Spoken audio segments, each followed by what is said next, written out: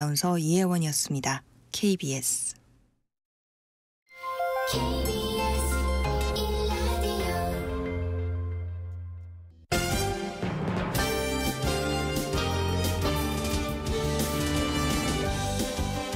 KBS 1라디오 신성원의 오늘 세계는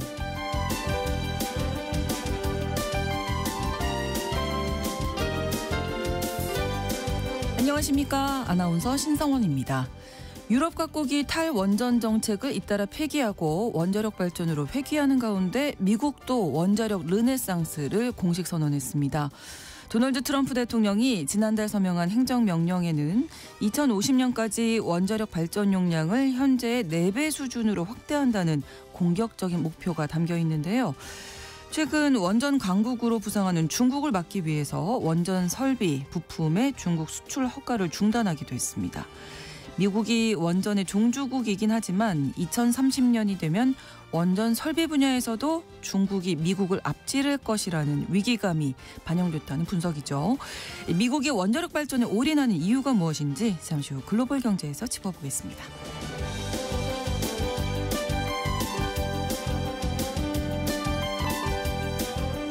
오늘 주목할 국제사회 뉴스 헤드라인 뉴스와 키워드로 정리해드립니다. 통신원 취재수첩은 파키스탄 소식 전해드립니다. 지난달 파키스탄과 인도의 군사적 긴장이 전쟁 직전까지 갈 정도로 갈등이 치달았었는데요. 이번에는 이 파키스탄에 대한 국제금융 지원을 인도가 반대하고 나섰고 여기에 카슈미르의 철도까지 개통하면서 또다시 마찰이 생겼다고 합니다. 어떤 내용인지 통신원 연결해서 알아봅니다. 6월 10일 목요일 KBS 1라디오 신성원의 오늘 세계는 시작합니다.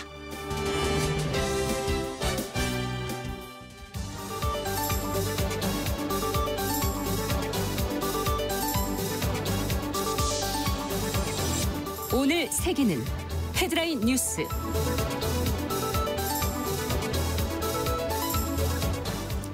트럼프 대통령이 미중 2차 무역 협상에서 중국의 대미 히토류 공급과 미국 내 중국인 유학생 허용과 관련한 합의안이 마련됐다고 밝혔습니다.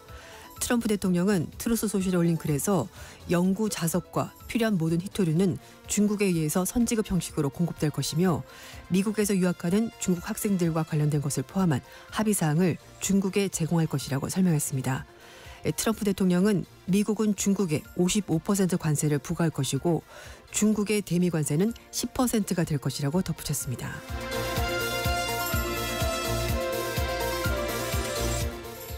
트럼프 대통령이 김정은 북한 국무위원장과의 친서 교환에 열린 입장이라고 백악관이 밝혔습니다. 캐롤라인 레빗 백악관 대변인은 트럼프 대통령은 김정은과의 서신 교환에 열린 태도를 가지고 있다고 밝혔는데요. 앞서 NK뉴스는 트럼프 대통령이 북미 대화 재개를 위해 김 위원장에게 친서를 보내려고 했지만 미국 뉴욕에 있는 북한 외교관들이 수령을 거부했다고 보도한 바 있습니다. 레빗 대변인은 구체적인 친서 내용과 관련해서는 트럼프 대통령이 직접 대답할 수 있도록 하겠다고 설명했습니다.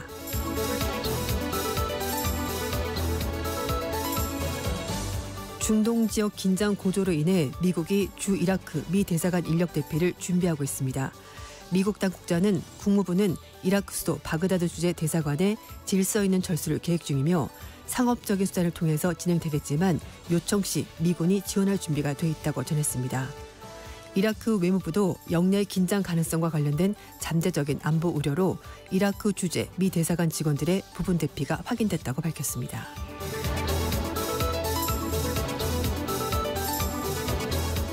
영국 산업통상부 산하 무역구제청이 한국산 일부 철강 제품에 대해서 반덤핑 조사에 들어갔습니다. 무역구제청은 작년 4월부터 올해 3월까지 수입된 한국산 제품의 덤핑 여부와 2021년 4월부터 올해 3월 달까지 영국 산업의 피해 여부에 대해서 조사에 착수했다고 밝혔는데요.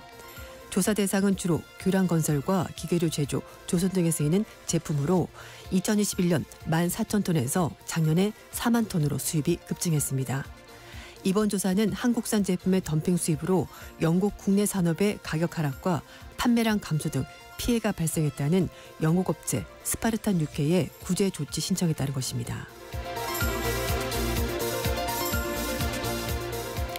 영국과 유럽연합이 스페인 남단에 위치한 영국령 지브롤터의 유럽연합 국경 검문을 폐지하는 데 합의했습니다. 이로써 영국이 2020년 유럽연합을 탈퇴한 이후에 세워졌던 장벽의 일부가 없어지게 된 건데요. 이번 합의로 스페인과 지브롤터 육로를 오가는 사람과 상품에 대한 검문 통제가 사라져서 국경을 오가며 출퇴근하던 15,000여 명의 시민들의 불편이 해소될 것으로 보입니다.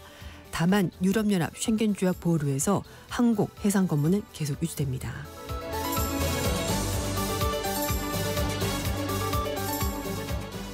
오늘의 헤드라인 뉴스 외신캐스터 조윤주 씨가 전해주셨습니다. 이번에는 키워드로 정리한 국제사회 소식 살펴봅니다.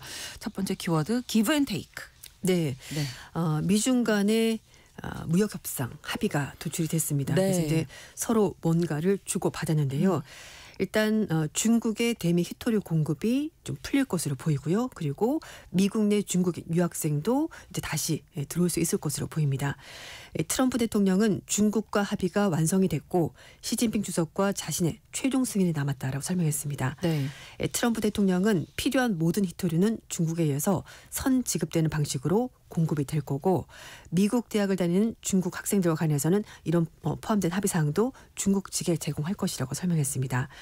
이번 2차 협상에서 미국이 중국에 그간 요구했었던 대미 히토류 수출 통제 해제와 또 중국이 차별적인 제한 조치라고 중단하고 요구했었던 미국 내 중국인 유학생에 대한 비자 취소 방침도 철회될 것으로 보입니다. 네.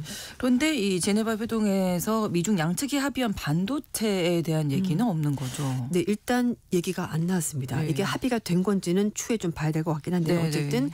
제네바 합의 이후에 두 나라가 중국의 대미 히토류 수출 통제 그리고 미국의 대중국 반도체 관련 수출 통제를 완화하기로 했었는데요.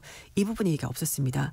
일단 트럼프 대통령은 중국이 미국에 제기한 핵심 사항인 미국의 대중국 반도체 수출 통제 강화 조치 완화에 대해서는 어떤 합의가 나은지는 언급하지 않았습니다. 네. 이 모든 내용은 트럼프 대통령이 SNS 통해서 밝힌 거거든요. 그러니까 정부가 또 추가로 입장이 있을지는 봐야 될 것 같긴 한데 네. 이 트럼프 대통령은 중국에 대해서 55% 관세를 적용하고 중국은 미국 제품에 대해서 10% 관세를 적용한다고 밝혔는데요.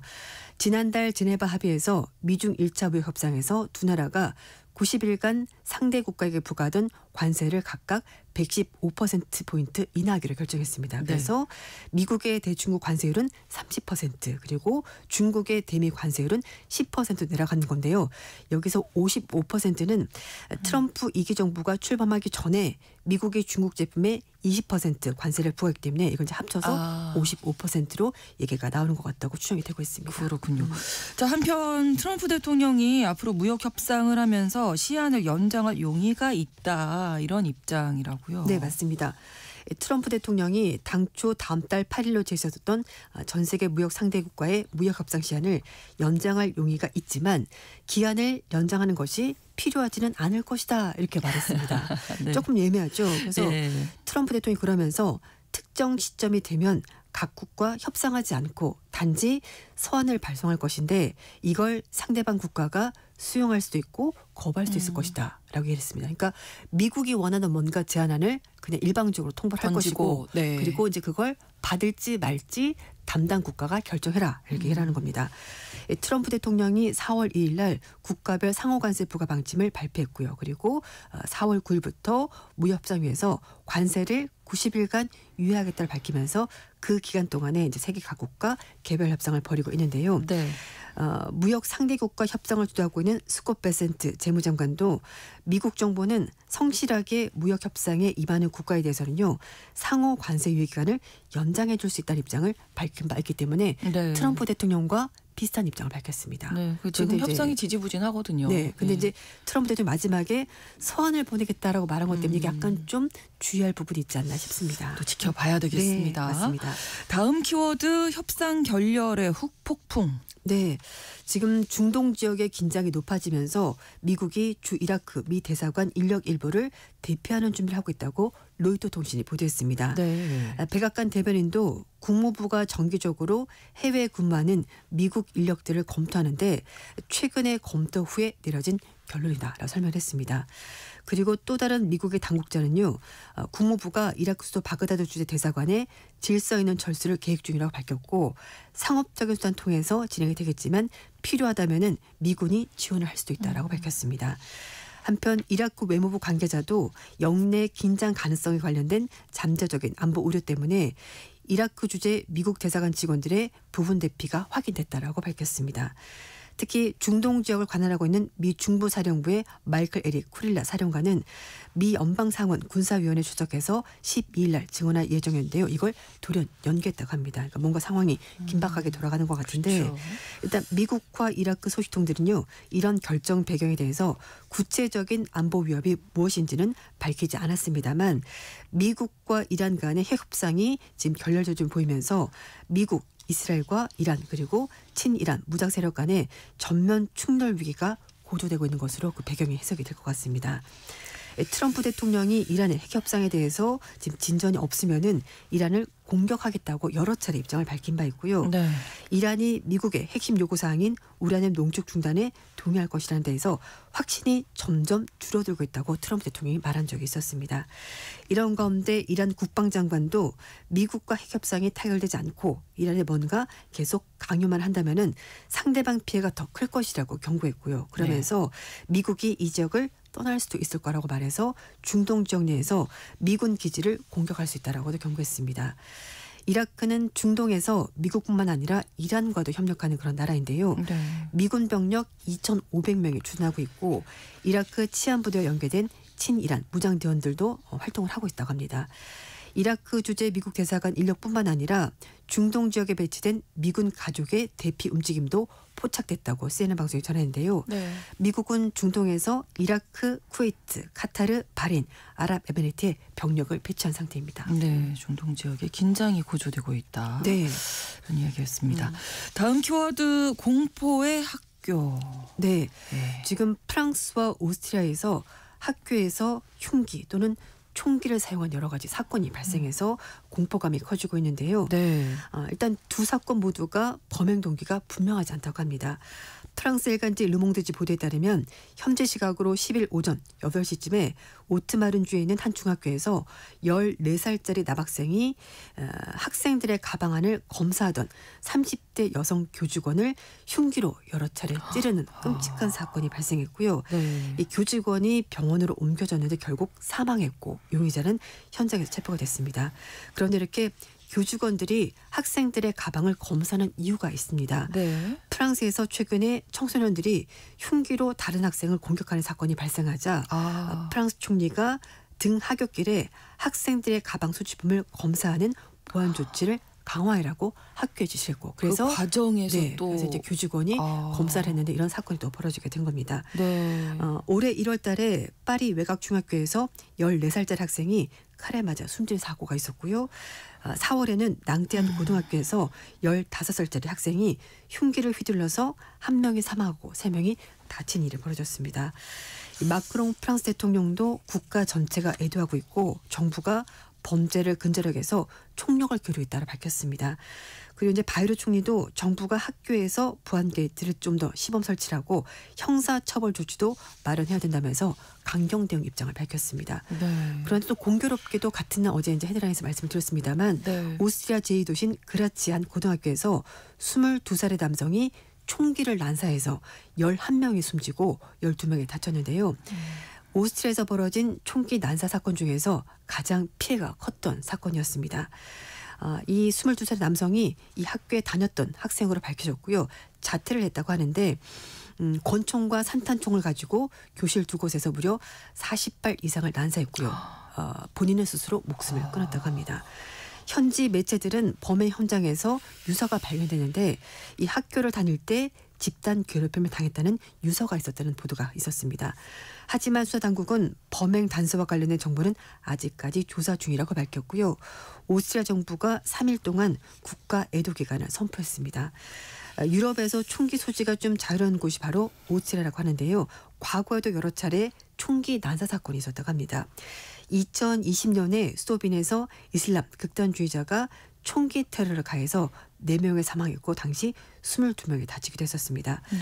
오스트리아는 4월 기준에 썼을 때 37만 명이 무려 150만 정의 총기를 소유해서 유럽에서 민간인 무장 수준이 가장 높은 국가 중에 하나이고요. 그래서 네.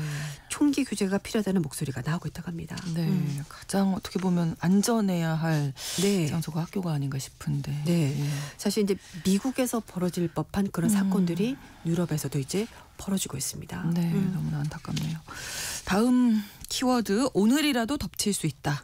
네, 일본 정부가 최대 30만 명의 사망이 가능한 난카이 해곡 대지대 대비해서 희생자를 80%가 줄이기 위해서 재난 대응 계획을 수립했다고 합니다. 네. 일본의 요미리 신문이 보도한 내용인데요. 난카이 해곡 대지진에 대비해서 사망자 수를 80%까지 줄이고 건축물의 붕괴 소실을 60%까지 줄이는 걸 목표로 하는 재난 대책 추진 계획을 일본 정부가 공개했다고 하는데요. 이 모든 것들을 10년에 걸쳐서 달성하겠다고 일본 정부가 밝혔습니다. 네. 난카이 해곡은 시즈오카현 앞바다에서 규슈 남부까지 무려 800km에 걸쳐 있는 해저 단층인데요. 일본 정부가 앞으로 30년 안에 이 지역에서 대지진이 발생할 확률이 80%가 된다라고 보고 있습니다. 굉장히 높은 겁니다. 그렇죠. 실제로 과거에 여러 차례 이제 지진이 있었는데요. 1854년, 1707년, 1605년, 1498년 그리고 1361년 대지진이 있었고 가장 최근이 1944년과 1946년이었다고 합니다. 네. 일본 정부가 3월 달에 발표한 시나리오에 따르면 난카이 대지진 발생 시 직접적인 사망자가 최대 29만 명이 넘는다고 하고요. 간접적인 사망자가 5만 명이 넘습니다. 부상자도 62만 명에서 최대 95만 명까지 이를 것으로 보이는데요. 일본 전역의 47개 광역자치단체 가운데 27곳이 피해를 입을 수가 있다고 합니다. 이 온라인에서도 오늘 덮일 수 있다는 불안감이 그래서 점점 커지고 있고 네. 일부에서는 특정 날짜까지 지목한 괴담까지 번지고 있습니다. 그렇죠. 일본 정부가 동일본 대지 당시 수문을 수동적으로 조작했다가 구조대원이 사망한 사고 있었거든요. 그래서 네. 이걸 반영해서 방조제 계고부의 자동 원격화를 추진하고 있고 또 상하수도 내진화율도 2023년에 12%에서 2030년까지 32%까지 올려서 생존자들을 좀 더 많이 확보할 수 있도록 여러 가지 장치를 마련하고 있습니다. 네. 그래서 일본 정부가 이번 계획에서 국민의 목숨을 지키고 삶을 이어간다 목표 아래 다음 달 초 열리는 중앙방재회에서 최종적인 방안을 확정한다고 합니다. 네, 작년부터 이 얘기가 계속 나오고 맞아요. 있어서요. 아마 일본으로서는 철저하게 또 준비를 해놔야 할 겁니다. 맞습니다. 다음 키워드 한선이 정해져 있습니다. 네. 인도의 여름 낮 최고 기온이 섭씨 50도까지 올라간다고 합니다. 그래서 전력 사용량이 급증하게 되고요. 네. 그래서 인도 정부가 에어컨 냉방 온도를 20도 이하로 설정하지 못하도록 그렇게 제한하는 방안을 시행한다고 합니다. 네. 제가 집에서 에어컨 틀어보면 한 18도 이렇게까지 내려가는 것 같더라고요. 네, 근데 이거를 20도까지 그러니까 더 못 내려가도록 하한선을 정한다고 하는데 네. 인도의 전력부 장관이 에어컨 설정 온도를 20도에서 28도로 제한할 방안을 추진하고 있다고 밝혔고 네. 뭐 집이나 호텔 에어컨뿐만 아니라 차량 에어컨도 이 온도를 설정하겠다고 밝혔습니다. 네. 인도에서 유통되는 일부 에어컨들은요. 설정 온도가 16도까지 낮출 수 있다고 합니다. 16도는 너무 생각만 춥지 해도 않을까요? 갑자기 소름이 확 끼치시죠. 그래서 예. 이렇게 낮추다 보면은요. 전력을 너무 많이 쓰는 문제가 그렇죠. 발생한다고 합니다. 네. 그래서 1도만 올리더라도 전력을 많이 줄일 수가 있는데 16도 너무 과다라는 얘기가 나오는 건데 특히 이제 인도는 여름철이 4월 달부터 시작이 되기 때문에 일부 지역은 또 전력 공급이 중단되는 사태까지 벌어진다고 합니다. 네. 현재 인도에 설치된 에어컨이 약 1억 대라고 하고요. 매년 1,500만 대가 추가로 판매되고 있다고 하는데 인도 가서 에어컨을 팔아야 되나 이런 생각이 들기도 하는데 어쨌든 작년에 여름에 인도의 최대 전력 수요가 250기가와트를 기록했고요. 네. 올해는 이것보다도 8% 더 증가한다고 합니다. 지난달 들어서 비가 자주 내리면서 전력 수요가 약간 그렇게 급격하게 늘지 않았다고 하는데요. 네. 폭염이 시작되면은 다시 전력 사용량이 크게 증가할 것으로 보입니다. 어떻게 보면 이제부터 시작이거든요. 네, 맞습니다. 보통 3월, 4월부터 더위가 시작이 돼서 네. 5월 달에 낮 최고 기온이 50도 안팎까지 올라간다고 50도 는, 하고요. 네. 그리고 이제 몬순 시기, 그러니까 우기가 되면은 6월 달부터인데 점차 기온이 내려간다고 그렇군요. 합니다. 네. 하지만 어쨌든 매년 극심한 폭염 때문에 사망하는 사람까지 나오고 있다고 하는데요. 네. 그래서 기후 전문가들은 2050년이 되면 인도가 가장 먼저 생존 불가능한 온도까지 오르게 될 것이고 10억 명 이상이 기후변화 때문에 여러 가지 피해를 본다고 기후 전문가들이 경고를 하고 있습니다. 네. 좀 딜레마죠. 그러게요. 네, 얘도 너무 더워서 에어컨을 틀어야 되는데 어쩔 수 없는 상황인데 네, 너무 많이 틀면은 전력이 전력 많이 소비되니까 때문에 또 그것 때문에 기후변화가 생기게 되고 예. 이런 악순환이 계속 벌어지고 있습니다. 네. 다음 키워드입니다. 네. 백발백중. 네, 중국 연구팀이 사람처럼 물건을 움켜쥐는 능력을 갖춘 로봇손을 개발했다고 합니다. 네. 베이징 대학교와 베이징 범용 인공지능 연구원으로 구성된 연구팀이 로봇손 시스템 F텍 핸들을 선보였다고 하는데요. 네. 사람이 손으로 물건을 잡을 때 촉각 변화를 감지해서 이걸 잡게 되는데 이 두 가지 능력을 통합하는 로봇공학 핵심 능력이 이제 이번에 풀린 거라고 합니다. 네. 사실 이제 잡는다는 게 굉장히 섬세한 작업이거든요. 그럼요. 너무 세게 잡으면 부서질 수 있고 또 잘못 잡으면 떨어뜨리기 때문인데요. 네. 이번에 논문을 같이 쓴 박사과정 학생이 인간과 유사한 형태의 다양한 움켜쥐기를 할 수 있는 알고리즘을 개발했다고 밝혔고요. 그리고 이번에 연구에 참여한 인공지능 연구소의 조 교수도 이번 연구는 차세대 인공지능 시스템 구축에 굉장히 중요한 의미를 지닌다라고 밝혔습니다. 네. 실험 결과 F텍 핸드는요. 작동 중에 장애물에 부딪혔을 때 단 0.1초 안에 문제를 감지하고 대체 해법을 전환하려고 하는데 그러니까 얼마만큼의 강도로 물건을 잡아야 되는지를 즉각 감지를 하게 된다는 겁니다. 네. 그래서 물체 잡기 테스트를 600차례 해봤는데요. 그랬더니 기존 로봇손과 비교해서 성공률이 53.5%에서 100%로 올라갔습니다. 그렇군요. 백발백중. 그러네요. 100%를 맞추는 겁니다. 네. 인간과 유사한 로봇손 개발은 중국 정부의 미래산업 육성 전략 가운데 하나인데요. 네. 중국이 로봇 분야에서도 굉장히 빠르게 성장을 하는 것 같습니다. 그렇습니다. 자, 이렇게 헤드라인 뉴스와 키워드 외신캐스터 조윤주 씨와 함께 이야기 나눴습니다. 오늘 고맙습니다. 네, 감사합니다. KBS 라디오 신성원의 오늘 세계는 1부 마무리하겠습니다. 11시 30분부터 일부 지역에서는 해당 지역 방송 보내드립니다. 위즈 칼리파의 See You Again 함께 듣겠습니다.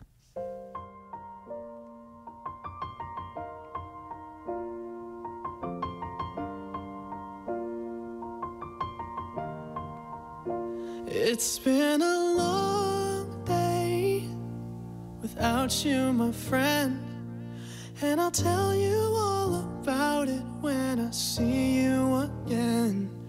We've come a long way from where we began. Oh, I'll tell you all about it when I see you again. When I see you again. Damn, who knew? All the planes we flew, good things we've been through. That I'll be standing right here talking to you about another path. I know we love to hit the road and laugh, but something told me that it wouldn't last. Had to switch up, look at things different, see the bigger picture. Those were the days, hard work forever pays. Now I see you in a better place. See you in a better place. How can we not talk about family when family's all that we got? Everything I went through, you were standing there by my side. And now you gon' be with me for the last ride. It's been a long day without you, my friend.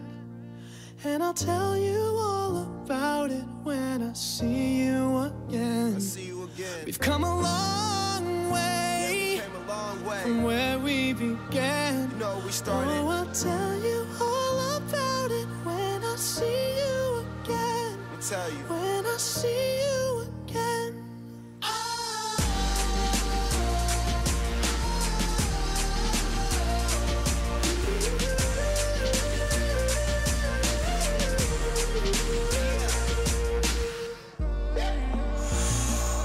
First you both go out your way and the vibe is feeling strong. And what's small turn to a friendship turn to a bond. And that bond will never be broken, the love will never get lost.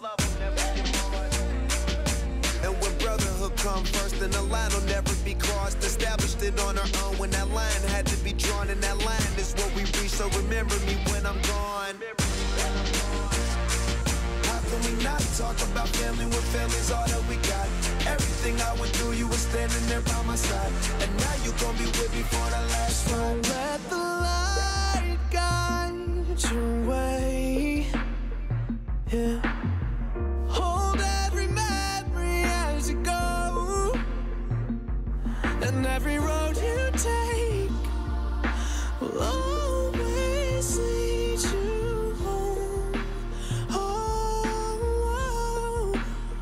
it's been a long day without you, my friend. And I'll tell you all about it when I see you again. We've come a long...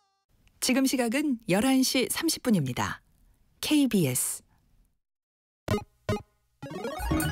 Ladies and gentlemen. 국제사회의 다양한 뉴스를 한눈에 KBS 1라디오 신성원의 오늘 세계는 세계를 바로 보는 최소한의 투자입니다.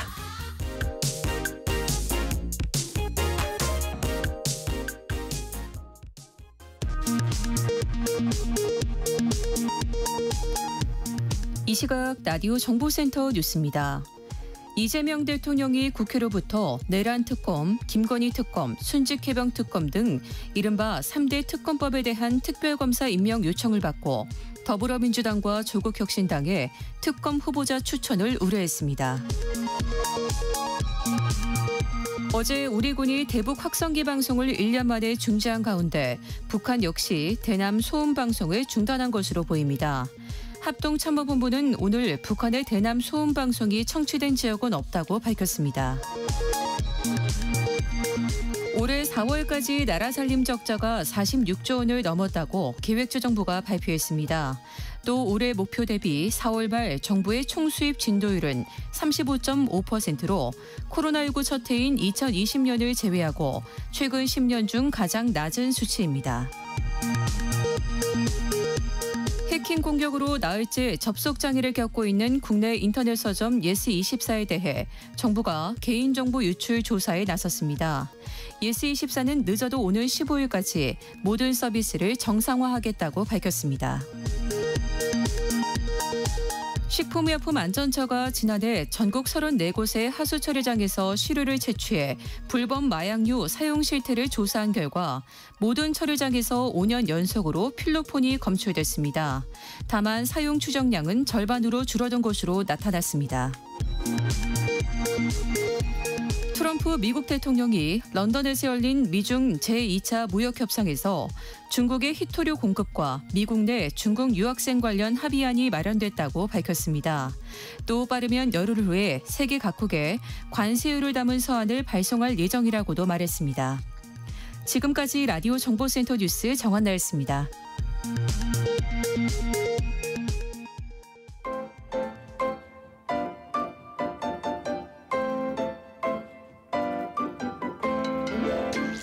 통신원 취재 수첩.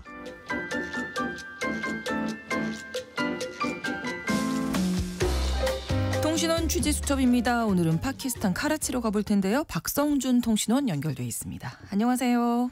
안녕하세요. 네, 파키스탄 지금 경제 상황이 좋지 않아서 아시아개발은행을 통해서 금융 지원 받았다고요?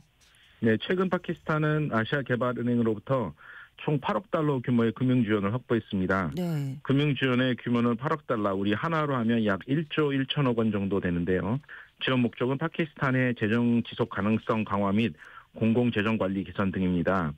현재 파키스탄의 경제 상황은 만성적인 무역 적자와 경상수지 적자, 높은 대외 채무, 그리고 높은 물가와 실업률 등 여러 경제적 어려움에 직면해 있습니다. 2024년 2월 총선 이후의 정치적 불안정성 또한 경제 회복에 걸림돌이 되고 있습니다. 네. 이러한 상황에서 아시아개발은행은 의 금융 지원은 파키스탄 경제의 단비 같은 역할을 할 것으로 기대됩니다. 네, 그런데 이번 금융 지원을 인도가 반대했었다고요? 이유가 어떤 걸까요? 네, 인도는 아시아개발은행에 보낸 의견서를 통해서 파키스탄의 금융 지원에 대해 강하게 반대를 했습니다. 네. 인도가 제시한 반대 이유는 파키스탄의 국방비 지출이 증가하고 있다는 점 때문입니다. 금융 지원을 받은 자금을 파키스탄 정부가 잘 관리할 수 있기 문이고 파키스탄 군이 경제 문제에 지나치게 개입한다는 점도 문제를 삼았습니다. 네. 즉 국제원조 자금이 꼭 필요한 것에 쓰이지 않고 국방비에 쓰일 수 있다는 우려를 나타낸 것입니다. 인도는 과거에 국제통화기금 IMF 이사에서도 파키스탄에 대한 금융 지원이 국경을 넘어 테러에 악용될 가능성이 있다면서 구제금융 프로그램의 집행 표결에서도 기권한 적이 있습니다. 그렇군요. 네, ADB 이 아시아 개발은행 내에서 인도가 꽤 영향력이 있나 봐요. 네, 그렇습니다. 아시아개발은행은 창립회원국에는 인도는 일본, 미국, 중국에서 네 번째로 많은 지분을 갖고 있습니다. 네. 인도는 아시아개발은행 역시 파키스탄 상황을 제대로 파악하지 않아서 모니터링에도 문제가 있다고 지적을 하고 있습니다. 결국 파키스탄의 경제적 불안정이 아시아개발은행의 신용 위험까지 불러올 수 있다고 인도는 주장하고 있습니다. 이번 아시아개발은행의 금융지원 결정은 인도-파키스탄 관계의 복잡성과 파키스탄의 지속적인 경제적 어려움을 보여주는 중요한 사례라고도 볼 수 있습니다. 네, 사실 인도와 파키스탄 사이에 있는 카슈미르 지역 참 민감한 곳이잖아요. 근데 여기에 또 인도가 철도를 개통했다고요. 네, 인도의 모디 총리가 추진하는 야심찬 철도 프로젝트 중에 하나인데요. 네. 카시미르 계곡과 인도의 평원을 처음으로 연결하는 프로젝트입니다. 이 철도는 세계에서 가장 험난한 철도 노선 중에 하나로 뽑히는데 길이가 272km에 달합니다. 네. 인도 철도청은 이를 위해서 총 36개 터널과 943개의 교량을 세웠으며 총 사업비는 무려 50억 달러, 하나 약 6,800억 원이라고 합니다. 네. 이 철도는 잠무 지역과 군사 도시인 우드함푸를 시작해서 카시미르의 중심 도시인 스리나가르를 지나서 인도와 파키스탄의 사실상 국경선인 그 히말라야 지역 바라물라까지 이어집니다. 네. 이 기찻길이 열리면서 잠무에서 스리나가르까지 이동 시간은 기존의 6시간에서 7시간이었는데 네. 약 3시간으로 단축되었습니다. 네, 총리가 추진한 야심찬 프로젝트라고 해주셔서 그런지 모디 총리가 직접 방문해서 개통식을 지켜봤네요. 네, 모디 총리는 금요일에 엄격한 보안 속에서 챗납 다리를 방문해서 인도 국기를 흔들고 또 아름다운 산과 터널을 지나서 안지라는 이름의 고지대 다리 개통식에 도착하는 시험 열차에 탑승했습니다. 네. 모디 총리가 금요일에 인도가 통치하는 카슈미르를 방문한 것은 지난달 인도와 파키스탄의 군사적 갈등으로 두 나라가 서로 미사일과 무인기를 발사하면서 전쟁 직전에 치달은 이후는 처음입니다. 이 기찻길의 중요한 것은 카슈미르에 대한 중앙 통제권을 강화할 수 있기 때문입니다. 네. 이전에는 산길이나 항공편을 통해서만 이동이 가능했던 지역이었는데 이제는 기차를 통해서 사람들은 물론 물자 그리고 경력의 이동까지 용이해질 것으로 보입니다. 네, 뭐 철도가 생기면 편리해지는 면은 분명히 있겠지만 파키스탄 측에서는 좀 긴장하겠는데요. 네, 그렇습니다. 두 나라 모두 카슈미르의 권리를 주장하고 있는 상황이고 네. 민감할 수밖에 없는 상황인데요. 그렇죠. 파키스탄 외부부는 성명을 통해서 인도의 개발 주장은 전례 없는 군사 주둔, 기본권 탄압, 자의적 체포, 지역 인구 구조 변경 등을 위한 조직적인 시도의 현실 앞에서 공허하게 들릴 뿐이다라고 비판을 했습니다. 네. 한편 인도령 카슈미르에서 탈출한 이들은 이번 기찻길 개통에 반대하는 집회도 열었습니다. 여기에 모인 사람들은 개발이라는 이름으로 다리를 놓고 도로를 만들라고 해서 카슈미르 사람들의 자유에 대한 요구를 포기하지 않을 것이라 하면서 목소리를 높이고 있습니다. 카슈미르인들은 인도의 강제 통치에 결코 받아들인 적이 없다라고 또 강조하기도 했었습니다. 네, 오늘 소식 잘 들었습니다. 고맙습니다. 네, 감사합니다. 파키스탄 카라치에서 박성준 통신원이었습니다.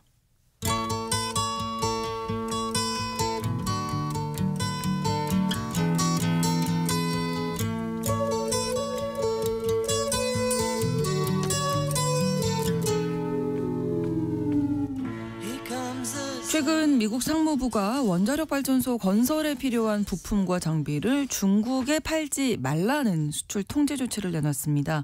지난달 말에 4개의 행정 명령을 쏟아내며 원전 산업 부활을 선언한 지 보름 정도 만에 벌어진 일인데요. 자, 원전 부활을 목표로 하면서 중국에 수출 통제하는 이유는 무엇인지 오늘 글로벌 경제 시간에 짚어보도록 하겠습니다.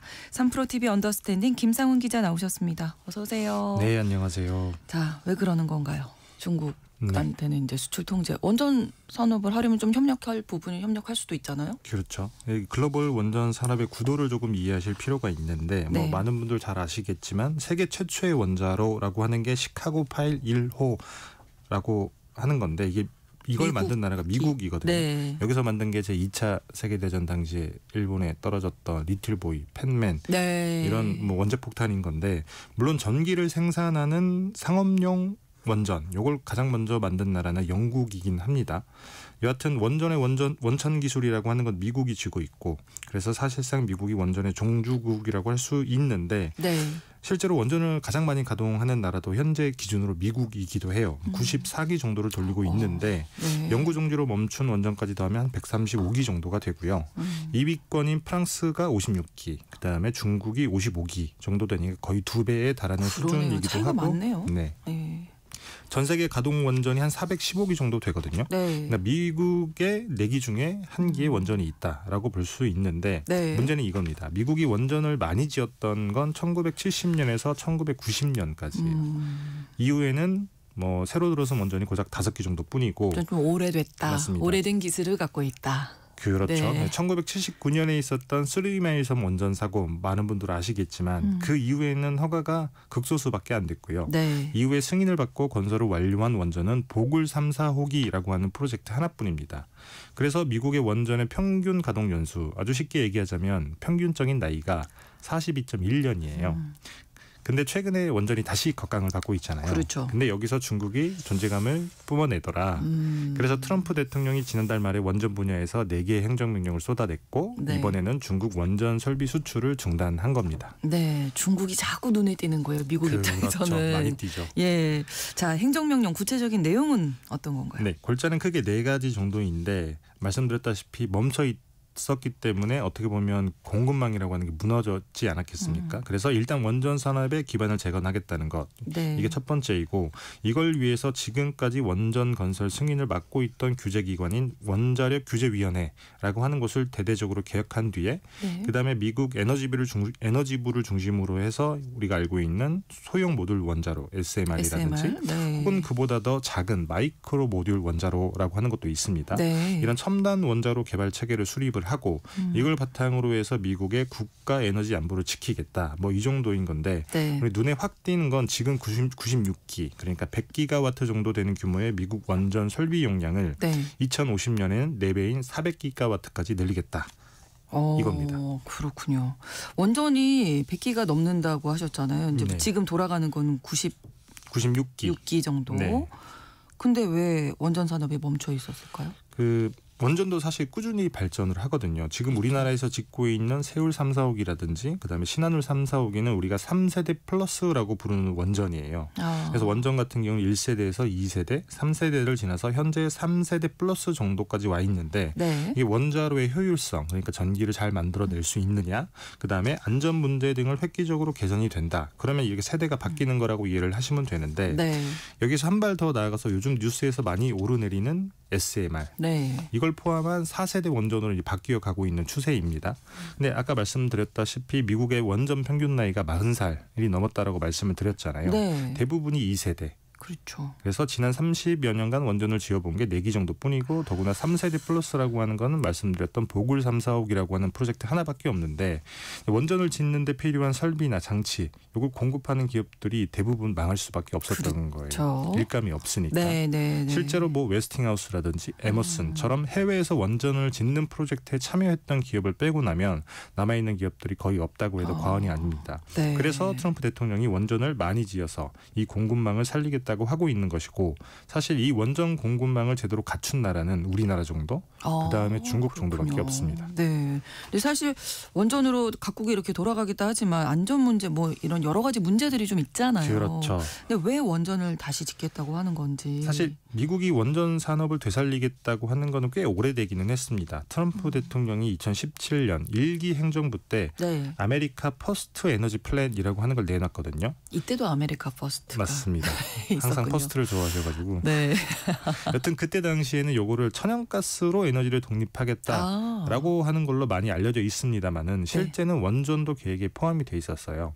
그래서 거의 망할 위기에 처해 있던 아까 말씀드렸던 보글 3, 4호기라고 하는 원전의 건설 자금도 지원을 하고 그다음에 원전의 수출 금융을 지원하는 내용의 제도 개선도 했었고요.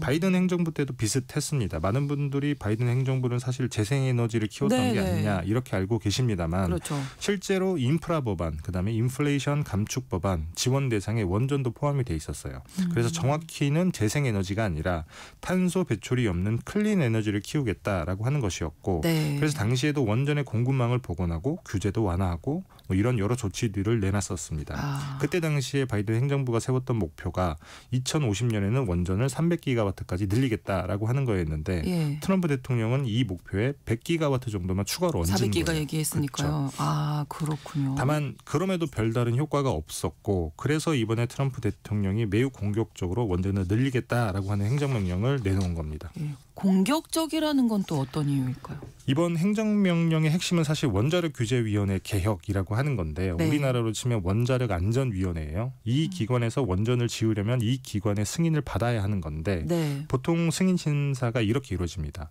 원전에서 나오는 방사선이 기준치를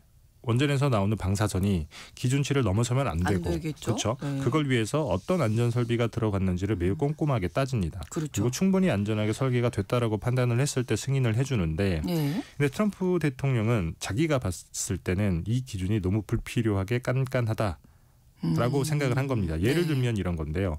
보통 규제 당국에서 요구하는 원전의 방사선 피폭량 허용 기준이라고 하는 게 뭐 단위가 조금 어렵긴 합니다만 1mS입니다. 네. 원전에서 종사하는 사람인 경우에는 20에서 50mS까지 조금 다양하긴 합니다만 여튼 원전 인근에 사는 사람 일반인 기준으로 봤을 때 피폭량 허용 기준이 1mS인데 네. 이걸 넘어서면 지을 수가 없는 거예요. 근데 트럼프 대통령은 이 기준이 과학적인 근거가 없고 그러니 원자력 규제위원회에서 몇 밀리시버트까지는 인체에 해를 끼치지 않아서 괜찮다라고 하는 과학적인 근거를 가져와라. 이 최소치를 찾아서 그걸 기준으로 세우라고 얘기를 한 겁니다. 그래서 매우 공격적인 조치다라고 할 수 있는 거죠. 근데 이게 이렇게 결정이 됐을 때는 그동안 역사적으로도 뭔가 이유가 있고 근거가 있으니까 정해진 거 아니겠어요? 그렇긴 합니다만 트럼프 대통령이 왜 비과학적이라고 하는 건지 따져볼까요? 방사선 피폭량 허용 기준은 사실 과학계에서도 매우 논쟁적인 사안이기도 해요. 과학적으로 이건 맞다라고 해서 널리 알려진 게 연간 100mS의 방사선에 노출이 되면 네. 암 발생 확률이 0.5% 정도 높아진다. 요거는 어쨌든 과학계에서는 조금 이렇게 같이 동의하는 그렇군요. 바인데 문제는 네. 50mS, 10mS, 1mS로 피폭이 됐을 때 그러면 인체에 어떤 피해를 주느냐 이건 아직 과학적으로 명확히 확인된 바가 없습니다. 네네. 그래서 대부분 국가가 어떤 식으로 기준을 세우냐면 문턱지 없는 선형 모델이라고 하는 게 있습니다. 이게 조금 말이 어렵긴 합니다만 네네. 과학적인 근거가 있는 100mS보다 피폭량이 적으면 이 적어진 만큼 비례적으로 인체에 피해를 준다. 라고 판단을 하는 거예요. 아주 쉽게 말씀을 드리자면 원전에서 연간 방사선이 10mS가 노출이 된다. 그러면 암 발생 확률은 0.5%의 10분의 1인 0.05%로 그리고 1mS라고 하면 0.005%로 확률이 올라간다라고 가정을 하는 겁니다. 네. 그래서 보통 우리가 일상생활에서 받는 방사선 피폭량이 연간 4에서 5mS 정도가 되거든요. 네. 근데 원전에 들이대는 잣대인 피폭량인 1mS를 넘어서면 인체에 피해가 가고 그보다 적으면 피해가 없다라고 하는 과학적인 근거가 없는 게 사실인 건 맞는데 다만 지금까지 그러면 왜 이렇게 해왔냐.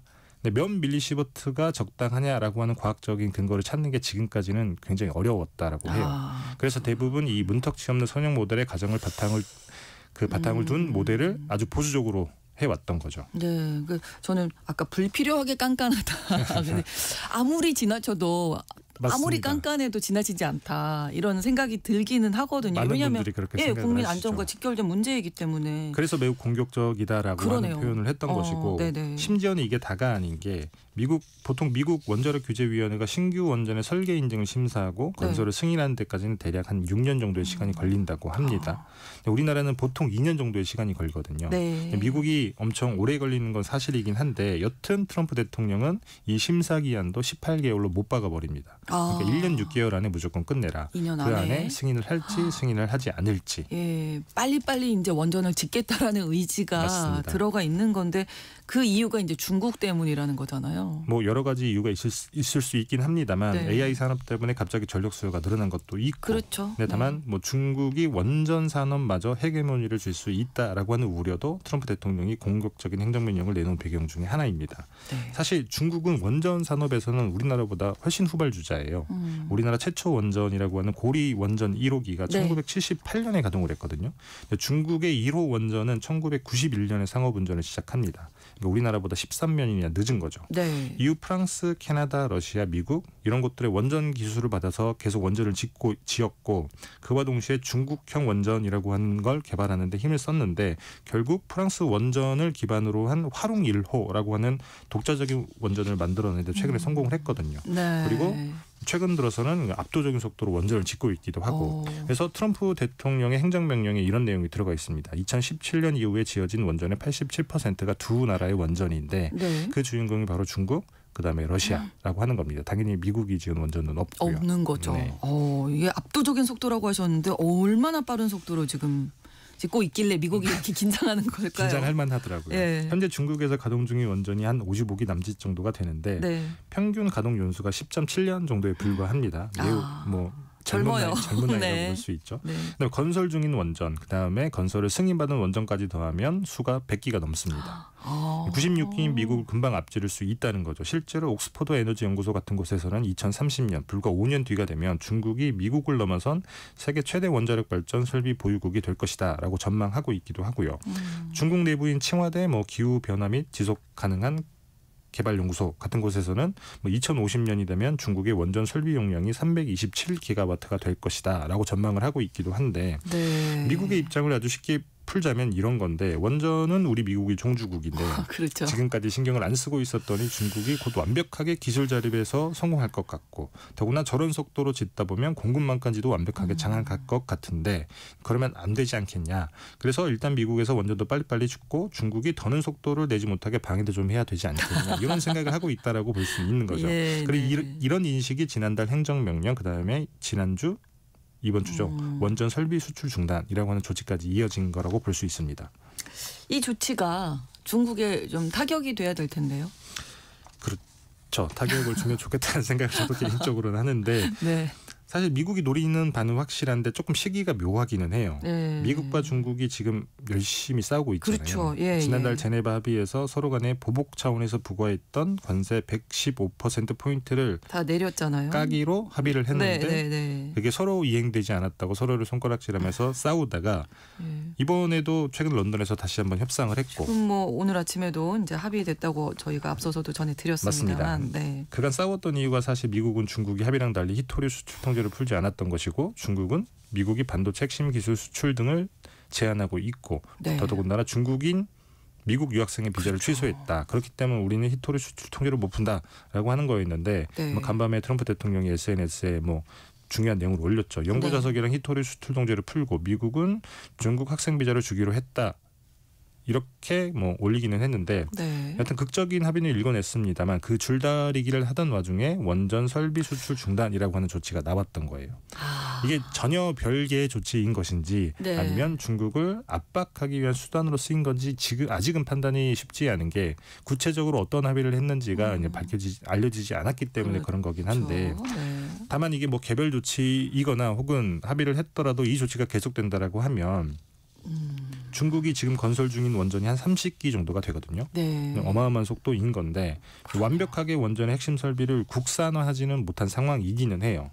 더욱이 짓고 있는 원전 중에 미국 웨스팅하우스라고 하는 이게 원천 기술을 가지고 있는 우리나라 원전의 원천 기술도 가지고 있는 회사인데 미국 웨스팅하우스가 가진 AP1000 노용이라고 AP1000이라고 하는 원전을 바탕으로 개발한 원전이 꽤 많이 있습니다. 이름이 CAP1000이라고 하는 비슷한데요? 노용인데 맞습니다. 아마 차이나 이런 게 아닐까 싶은데 이게 대략 10기 정도가 되거든요. 그러니까 30기를 짓고 있는데 10기 정도가 미국의 노용이다. 미국이 원전을 개량한 모델이다라고 볼 수 있는 건데 네. 그러니까 미국형이니까 당연히 웨스팅하우스 그다음에 에머슨 같은 미국 업체에게 예를 들면 원자로 냉각제 펌프 그다음에 조금 어렵긴 합니다만 계측 제어 시스템 이런 네. 것도 있습니다. 이런 걸 핵심 설비라고 하는 건데 이런 것들을 일정 부분 사와야 되는 거예요. 그렇죠. 근데 만약에 그게 안 된다? 그러면 원전을 짓는데 차질이 빚어질 수밖에 없는 거긴 하죠. 그렇군요. 진짜 시기가 미묘하네요. 미묘합니다. 네, 뉴스를 좀 더 잘 지켜보고 있어야 되겠습니다. 맞습니다. 공식적인 발표가 나올 때까지. 그렇죠. 네, 알겠습니다. 글로벌 경제 오늘도 3프로TV 언더스탠딩 김상훈 기자와 함께했습니다. 고맙습니다. 네, 감사합니다. 비치보이스의 노래 코코모의 비치보이스의 노래죠. 코코모. 죄송합니다. 전해드리면서 KBS 1라디오 신성원의 오늘 세계는 마치도록 하겠습니다. 내일 오전 11시 5분에 다시 뵙겠습니다. 고맙습니다.